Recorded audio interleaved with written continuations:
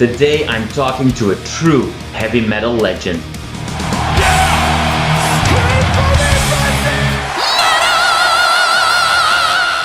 Hey everybody, welcome to the channel. My name is Belgian Jasper. If this is your first time in the channel, hit subscribe right now. Diamond Head was one of the forces behind the new wave of British heavy metal that reignited heavy metal in the late 70s and the early 80s. 40 years later, the band has re-recorded their absolute classic Lightning to the Nations, and I'm talking to band leader and original guitarist Brian Tatler to learn all about it. Brian, thank you so much for your time today.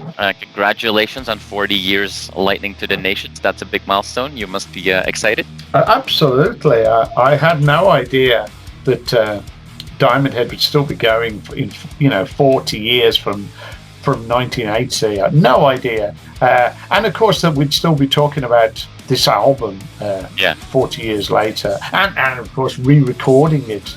It's strange almost. It's a weird thing to be in a band for 40 years. Yeah.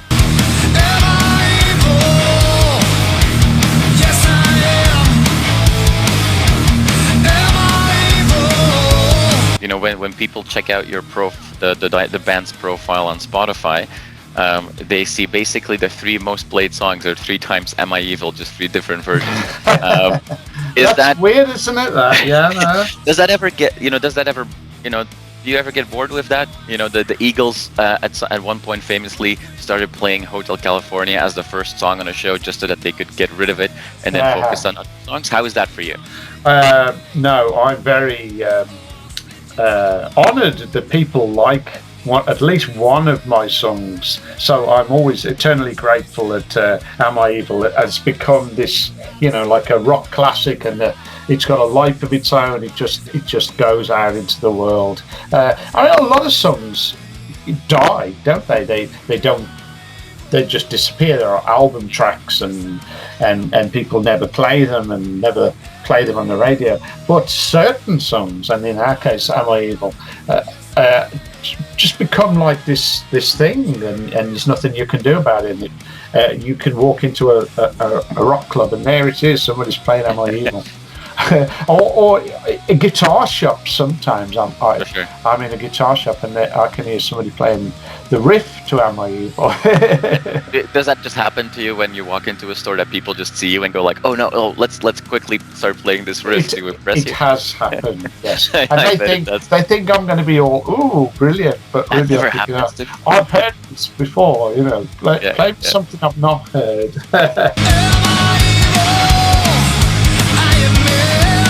When the news comes out that a band is re-recording a classic album, I think everybody has a healthy level of skepticism about that. How scary was it for you to release a new version or a new take on such classic songs? I think for both myself and Razz, it was a little scary. We didn't really know if people would hate it or would embrace it, would love it. Me, because the songs, I co-wrote all the songs, so you're worried about doing a different version. But for Razz, he's the producer, and so he the last thing he wants to do is ruin the originals, or have people say, you fucked up what the band, the album I love, blah blah blah. So there was a little bit of trepidation, and we all discussed it. We said, it could go wrong in a way. People could say, no, we like the original. I would be worried if a band covered one of my favourite albums, but I'd like to think that I was open-minded enough to at least listen to it and treat it for what it is, and if it's good, then great. And the feedback we've been getting is fantastic. So it seems like we did the right thing, and we've made a good sounding album and people are loving it, so it's gone great. Razz or Rasmus, the singer, let's still call him the new singer. He has been around for at least yes, he's been in 6 years now, and he's fantastic. So you mentioned that he doesn't only sing, but he also produced the album. one thing to re-record must have been scary. Letting somebody else take the reins when it comes to the producing and the mixing must also be.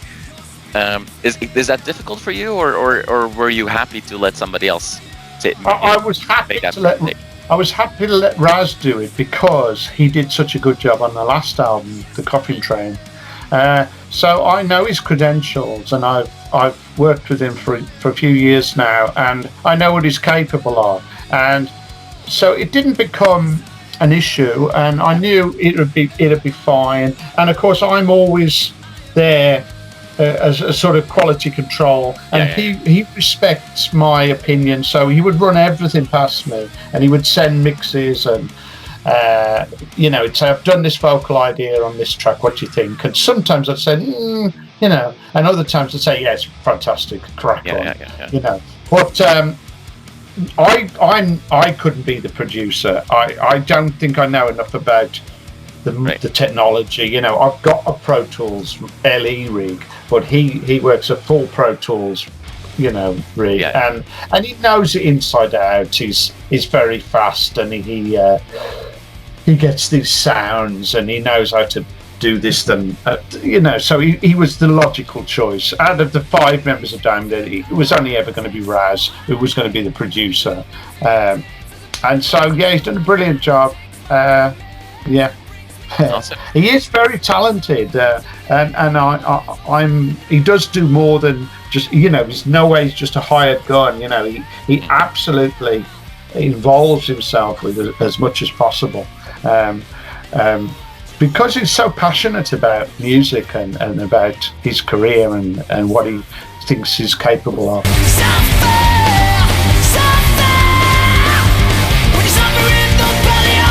Rasmus came on board with the self-titled album that came out in 2016, if I remember correctly.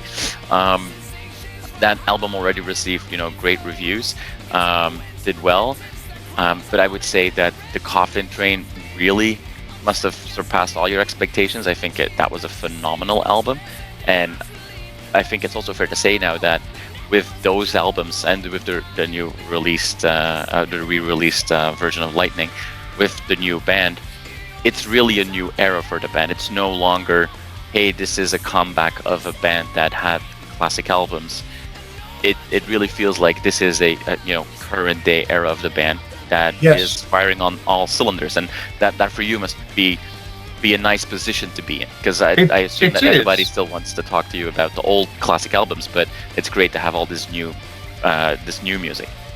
Well, yes, but I spent a lot of years in the wilderness where people didn't want to know Diamond Head, and Diamond Head didn't even exist for a while. So to come back now and have these years of where the momentum is building, and we've now got good management and a good label and a good agent, and we're being offered better and better shows and tours.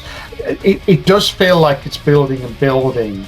That I think The Coffin Train surpassed the self-titled album, and then this album sounds better really than The Coffin Train, and I want to do another album. I want us to get another album out probably in 2022, and move forward again. I've got a lot of good ideas already for new music, and the momentum is fabulous. As long as we can keep it together, as long as the world kind of goes back to normal, we can continue our ascent.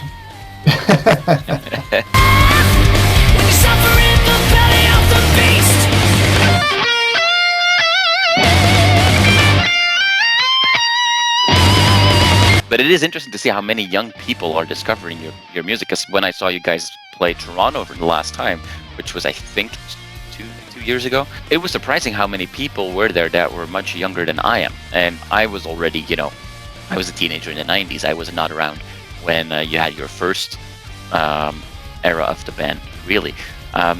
Is that something that you see, across the board, that the fans are getting younger?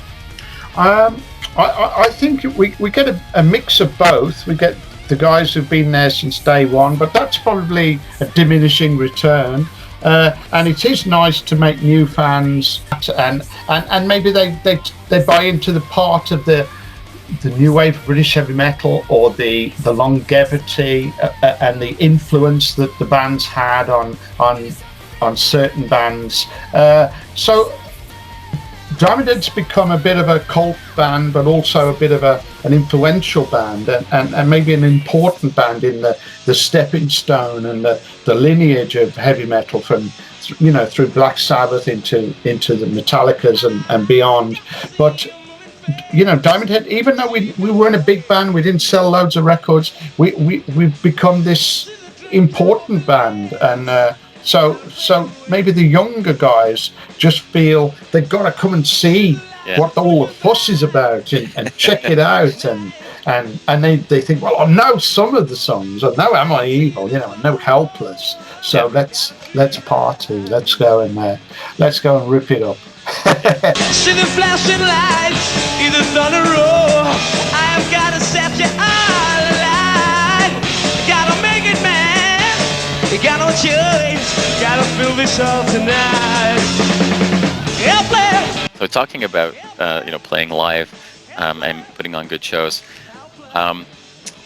what is it that makes the Flying V so special for you? I just think it looks great. I probably saw one in the late 70s. In the UK, people like Wishbone Ash had Flying V's, and then I saw Michael Schenker in 1979 playing a Flying V, and I just thought I'm going to buy one, and once I saw what it looked like, and I'd see photographs of myself on stage with the V, I just thought, it's such a strong image. It looks fantastic. It's a great sounding guitar. It's the only downside to a V is it's not quite as strong and robust as a Les Paul, and mine's broke like 5 times over the years, and it's a bit fragile now, so I kind of retired it, and I bought a couple of others in the past 4 or 5 years, and I either use them live or I intend to use them live. But it's a good sound. You can get a really nice middly cutting sound out of a Flying V. helpless, helpless. Oh, whoa, whoa, whoa. Helpless, helpless. The new album, the new release, or the re-recorded version of Lightning to the Nations comes with a couple of covers. One of the songs that everybody will probably know on the album is your take on the Immigrant Song by Led Zeppelin. It's a well-known classic. Certainly is. The other 3 songs are from very famous bands, but not necessarily their most known songs, which I think is really cool, because a lot of very famous songs have been covered many times before. What made you pick songs like No Remorse or Rat Bad Blue from Deep Purple? Yeah, I didn't want to do the really obvious songs. In the case of Zeppelin, there's bigger Zeppelin songs, isn't there? There's Stairway to Heaven and A Whole Lot of Love and Black Dog and Kashmir. But Immigrant Song is a song that I've always really liked, and I've always thought that the way that riff works, where the drums, the bass and the guitar are all playing exactly the same pattern, and I just thought, we've got a Danish singer in the band, Razz, and I thought he could definitely do a Viking call.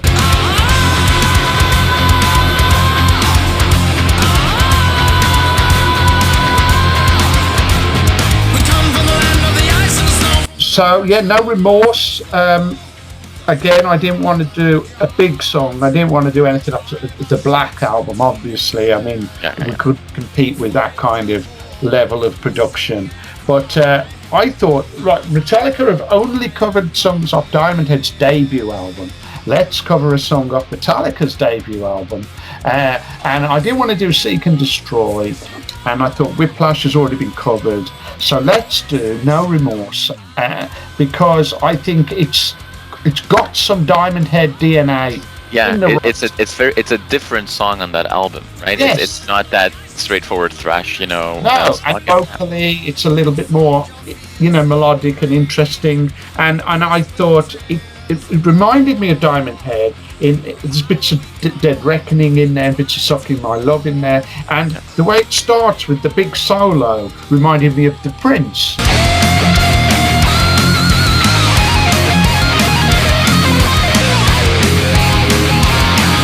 And as soon as we tried it in rehearsal, it sounded great. So it was a case of, okay, you know, call off the dogs. It's going to be No Remorse. We found our Metallica song. Awesome. No, I mean, I thought it was a great addition to the album. It makes it a little bit more fun. Before I let you go, is there are there any other things that the fans should know about that you're working on that we should keep our eyes open for? There'll definitely be a new Diamond Head album, and I've been working on material since March. Well, okay. We went into lockdown at the end of March, and so I just thought it's the most creative thing I can do is to write songs. So, but we haven't been able to get together. So until that happens, and we can just, you know, finalise arrangements, and Razz can work on lyrics and all that, the album's not going to come out, you know, maybe not even next year, but it may end up being 2022. Yeah. We really don't know what's going on, do we, with this COVID? But I know for a fact we'll definitely do another Diamond Head album, and I know for a fact it'll be great. There you go.